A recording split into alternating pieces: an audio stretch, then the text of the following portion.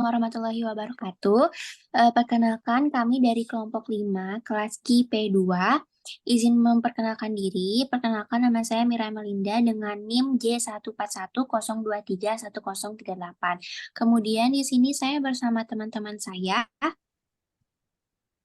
Saya Haliza Nur Latifah dengan J1110-31057. Saya Rintan Pratiwi Suryanti dengan NIM J14-1023-1009.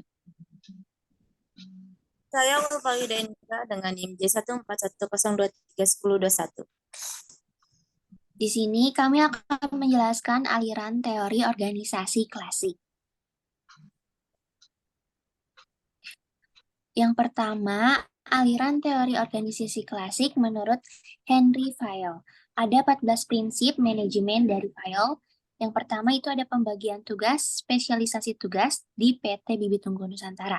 Salah satu fungsi manajemen adalah pengorganisasian dan salah satu kegiatan pengorganisasian adalah mengatur pegawai dan menetapkan pembagian kerja atau spesialisasi tugas.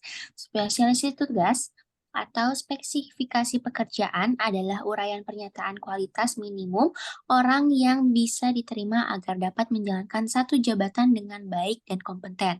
Spesialisasi tugas memberikan uraian informasi mengenai hal-hal berikut. Yang pertama, tingkat pendidikan pekerjaan, jenis kelamin pekerjaan, keadaan fisik pekerjaan, pengetahuan dan kecakapan pekerjaan, batas umur pekerjaan, menikah atau belum, minat pekerja, emosi dan temperamen pekerja, pengalaman pekerja. Terus, pembagian tugas ke dalam beberapa spesialisasi bidang khusus membuat tingkat akurasi yang dijalankannya menjadi lebih tinggi, dan ini juga dapat mengingatkan produktivitas pekerjaan dan bisa diserahkan kepada orang yang memang ahli di bidangnya.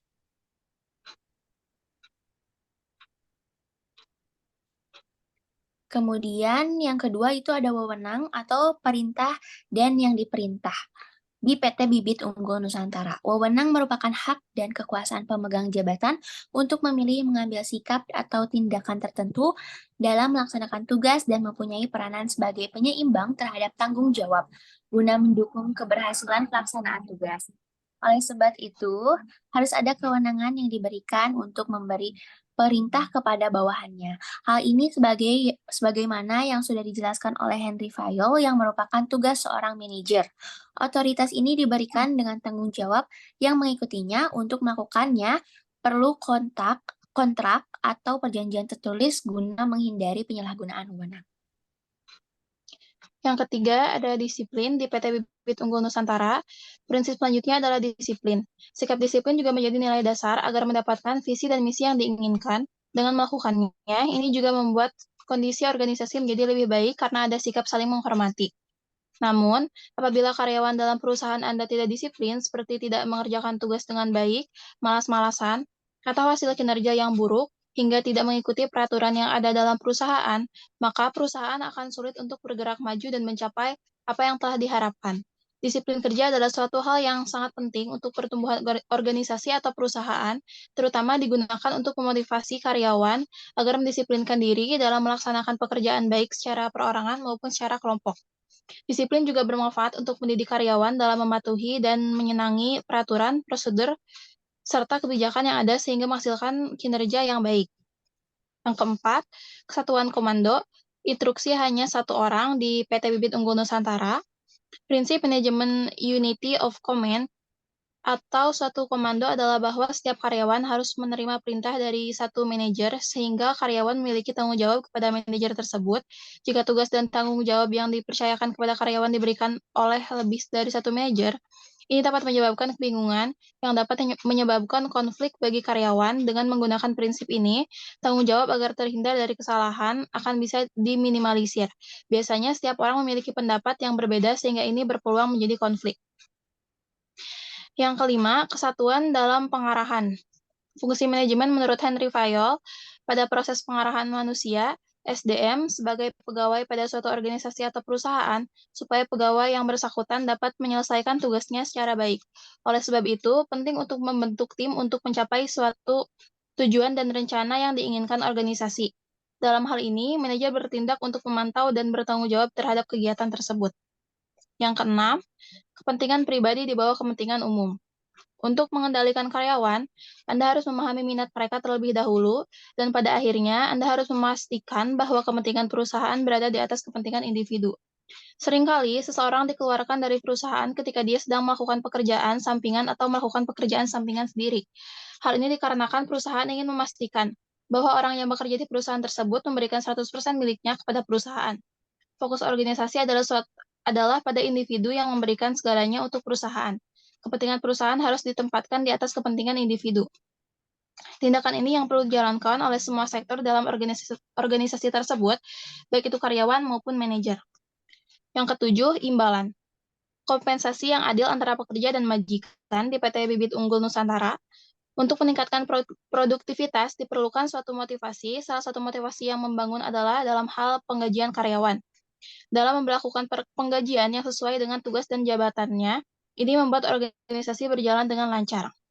Pasalnya, banyak karyawan di sejumlah perusahaan yang mundur berhenti kerja dengan alasan gajinya yang tidak sesuai dengan tugas yang diemban. Oleh sebab itu, perusahaan harus menetapkan gaji yang sesuai agar kegiatan perusahaan tidak terhambat. Penggajian karyawan tidak hanya masalah uang karena berdasarkan jenisnya, terbagi menjadi dua, yaitu non-moneter dan moneter. Jenis non-moneter adalah reward yang diberikan seperti pujian, memberikan kredit, sampai dengan tanggung jawab lebih. Dengan melakukannya, ini akan meningkatkan semangat karyawan untuk bekerja lebih maksimal dan merasa dihargai oleh pimpinan. Sedangkan jenis kedua yaitu moneter yang merupakan penggajian dari masalah finansial seperti memberikan kompensasi, bonus, dan sebagainya.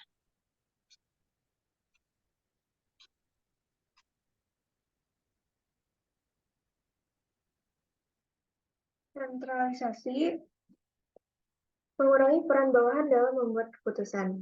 Di PT Bibit Unggul Nusantara, dalam menjalankan manajemen dan tanggung jawab perlu dilakukan secara seimbang. Ini juga melakukan sentralisasi atau pengusahaan otoritas kepada jabatan tertinggi seperti Dewan Eksekutif. Tidak hanya wewenang dari berbagai bidang manajer, setiap manajer ini juga penting untuk bertanggung jawab kepada manajer puncak sehingga terjadi keseimbangan. Selain itu, penting juga untuk menjalankan manajemen karyawan yang disebut dengan desentralisasi. Hierarki atau tingkatan ini juga diperlukan dalam organisasi, fungsinya agar bisa mempunyai tanggung jawab dan wewenang tertentu sesuai dengan jabatan yang diemban dan spesialisasinya. Hierarki paling tinggi biasanya ditempati oleh manajemen senior. Kemudian terus ke level manajemen menengah dan ke level paling rendah yaitu staff. Prinsip ini menunjukkan bahwa perlunya batasan dan garis yang jelas di setiap bidang kewenangan.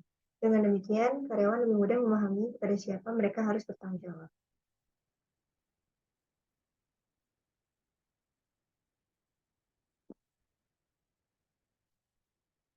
Kemudian ada susunan material dan orang harus berada pada tempat dan waktu yang tepat. Right man in the right place di PT Bibit Unggul Nusantara. Dalam kata the right man on the right place, dalam sebuah perusahaan, contohnya perusahaan bibit unggul tanaman hias, memiliki pengertian yaitu memiliki penempatan untuk seseorang sesuai dengan kemampuan atau keahliannya. Dengan menerapkan filosofi ini dalam perusahaan diharapkan dapat meningkatkan kinerja karyawan maupun produktivitas perusahaan. Selain itu, penting untuk menjaga lingkungan kerja dengan baik mulai dari keamanan, kebersihan, kerapian, sampai ketertiban dalam menggunakan fasilitas kantor.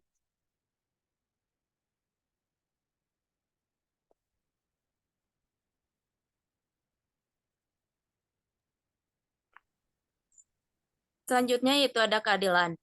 Di PT Bibit Unggul Nusantara, dalam sebuah perusahaan, contohnya perusahaan agribisnis, karyawan harus diperlakukan secara adil dan objektif oleh manajer. Prinsip keadilan ini menekankan perlakuan yang adil dan setara terhadap semua anggota organisasi. Payol berpendapat bahwa perlakuan yang adil akan meningkatkan motivasi dan ketertarikan karyawan terhadap organisasi. Jangan sampai terjadi kecurangan dan mengonfitulasi karyawan berlebihan karena hal ini bisa mencederai kepercayaan sampai terjadi perpecahan. Kondisi perusahaan yang tidak baik ini menyebabkan konflik internal sampai bisa mengalami kebangkrutan.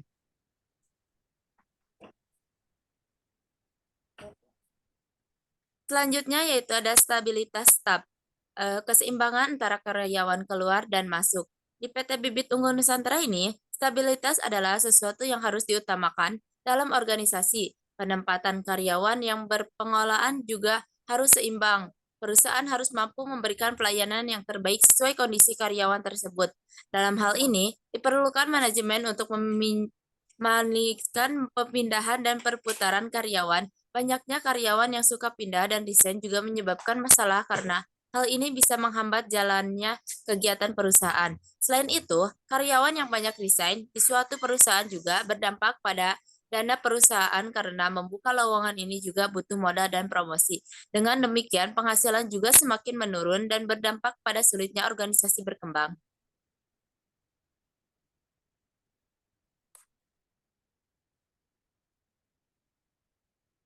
Selanjutnya ada inisiatif. Di PT Bibit Unggul Nusantara, jika melakukan sesuatu tanpa disuruh, menemukan sendiri apa yang perlu diketahuinya, dan terus maju saat keadaan menjadi sulit, serta mampu melihat dan memanfaatkan peluang yang tidak terpikirkan oleh orang lain, selalu mencari solusi dengan berbagai cara dan berorientasi hasil dari mengatasi hambatan dan kesulitan yang dihadapinya di tempat kerja. Perusahaan harus selalu berkembang dan tidak terpaku oleh aturan lama. Untuk bisa menyesuaikan dengan perkembangan zaman dibutuhkan kreativitas agar selalu menarik minat para pelanggannya. Oleh sebab itu, setiap perusahaan harus menyediakan sarana dan terbuka oleh ide kreatif dari pegawainya. Kemudian, penting juga untuk mempertimbangkan saran dan karyawan untuk memajukan perusahaan menjadi lebih baik.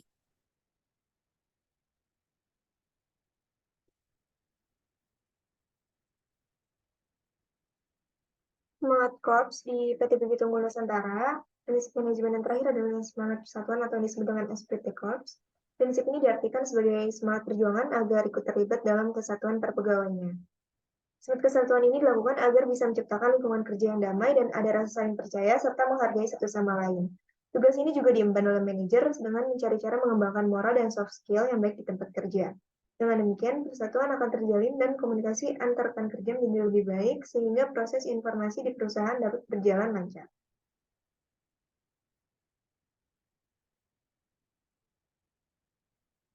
Aliran teori organisasi klasik menurut Max Weber 1864-1920, birokrasi. Menurut Max Weber, birokrasi seharusnya dijalankan dalam sistem hierarki vertikal yang ketat dan komunikasi antar pekerja yang terbatas. Layaknya mesin yang memiliki suku cadang yang berbeda fungsi, maka sistem birokrasi harus dirancang berdasarkan pembagian kerja dengan spesifikasi kerjanya masing-masing. Aliran teori organisasi klasik menurut Mary Parker Follett 1898-1933. Menurut Mary Parker Follett dalam bukunya Manajemen sebagai the art of getting down to people, manajemen sebagai seni untuk mewujudkan tujuan-tujuan organisasi dengan menggunakan seni dalam memimpin untuk mempengaruhi orang lain.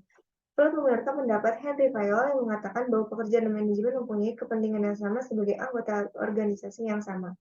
Namun, Follett juga percaya bahwa adanya perbedaan semua antara manajer dan bawahan menutupi hubungan alami ini. Follett berpendapat bahwa agar manajemen dan pekerja benar-benar dapat menjadi bagian dari suatu kelompok, pandangan tradisional harus ditinggalkan. Aliran teori organisasi klasik menurut Chester E. Barnard 1896-1991. Menurut teori Chester E. Barnard, bawahan akan menerima perintah hanya bila mereka memahami dan mampu serta berkeinginan untuk menuruti. Atasan Barnard adalah pelopor dalam penggunaan pendekatan sistem untuk pengelolaan organisasi.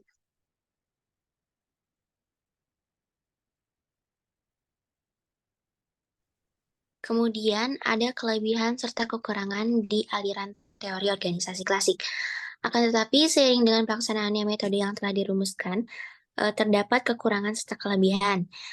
Antara lain itu ada kelebihannya. Satu, ada keefisiensi produktivitas yang tercipta dari tenaga kerja. Yang kedua, ada metode tersebut lebih mengarah pada pengembangan potensi tenaga kerja.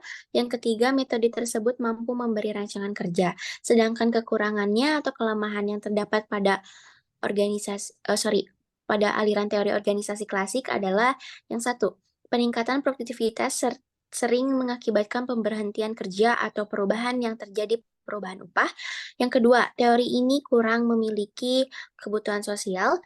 Yang ketiga, manajer selalu menganggap remeh individu yang ada di bawahnya.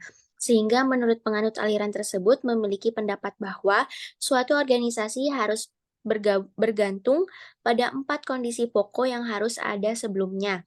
meliputi kekuasaan, saling melayani, doktrin, serta disiplin. Hal tersebut dilakukan dengan maksud agar pelaksanaan kegiatan yang ada pada organisasi dapat terlaksana dengan mudah. Nah, mungkin cukup sekian presentasi dari kelompok kami. Semoga Bapak, Ibu dosen, dan yang nonton dapat